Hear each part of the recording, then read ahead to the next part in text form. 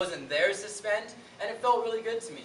And I kept pushing it. I actually started to stop focusing on school, more on that business, more on the development of myself as a professional in the industry. And about 7 or 8 months into it, I was making $1,000 a month. I took that window of opportunity when the semester was over to drop out of school. And I have nothing against school. I'm excited to go back to college. I'm going to learn a lot of things still. But I wanted to drop out so I can go home and visit my family. My mom was getting sick, and I wanted to spend time with her. My grandma's getting old. My dog just turned 16, so my dog's getting old. I wanted to be there with them. I didn't want to be 7,000, 5,000 miles away while something happened to them and I'm gone.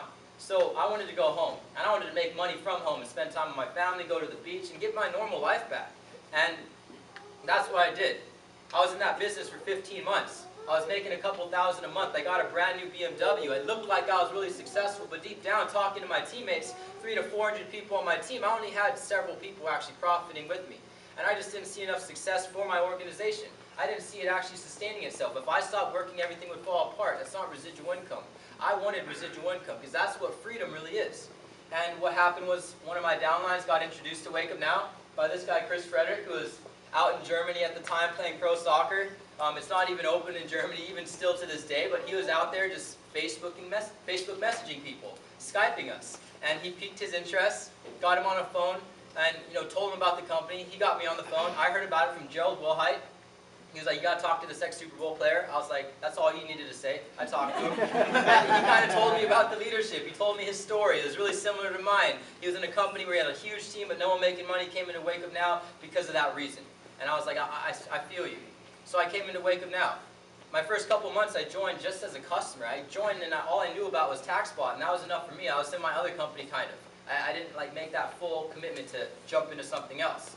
And I studied the company, studied the product, studied the guys running it, and the vision about where it was going. Because back then it was very, very different from where it is right now. Very different. Like, we had maybe a quarter of what we actually offer right now in terms of the products and the services. And it was cool because I saw where it was going, not where it was. And I wanted to be a part of it before it was where it is right now. And that's kind of what happened. I jumped into it. I shared the vision. In a matter of 90 days, I had about 1,000 people on my team. Just putting in the work. I had a car payment that I had to cover. I wasn't going to let that get repoed. I wasn't going to ruin my parents' credit. I was living at home. I didn't have a job. I wasn't in school. So I went all in. And, just a quick tip, people like to follow people who know where they're going. And when you're all in, and like Eric Worre said at conference, when you burn all the boats and this is your only option, that's when people will follow you. That's when people will be attracted to you who are just as committed or more committed than you. And that's what happened to me. I hit Founder 7. It's a lot of money for a 21-year-old.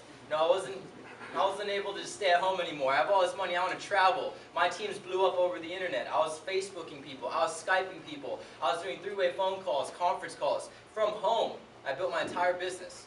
And I started to travel to all my teams, traveled to 20 states probably the past year. And I blew my team up to about 4,000 or 5,000 people, hit Ruby Executive about 5 months ago. And I've been there for the past 5 months. And I just turned 22 in April.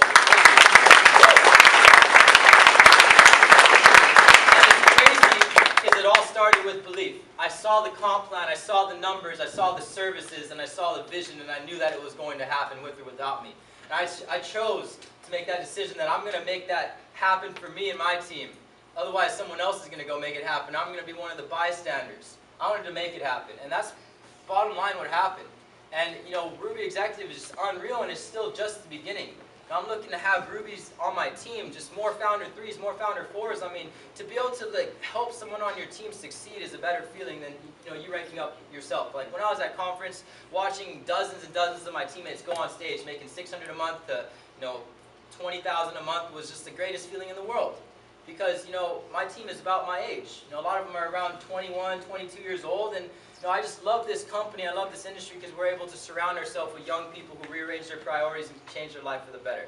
A lot of my old friends, I had to burn a lot of bridges. I'm going to build them back in the future, but you have to give up to go up. And that's what I did. I made new relationships. I built new friendships, and I built the business off of that.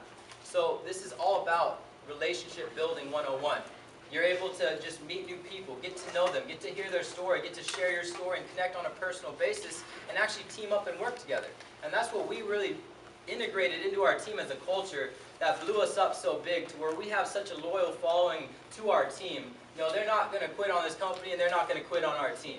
And that's one of the things that allowed me to drive this business, was being from Hawaii. It's a small island. You do something wrong to someone, you're going to be banished off of that island. Everyone knows everyone. You do something wrong, everyone's going to know about it. Anywhere you go, someone's going to bring it up. Someone's going to want to fight you. So, I was just raised being really genuine and humble and normal, and that's just the way it is. I just made that decision to start the process of growth.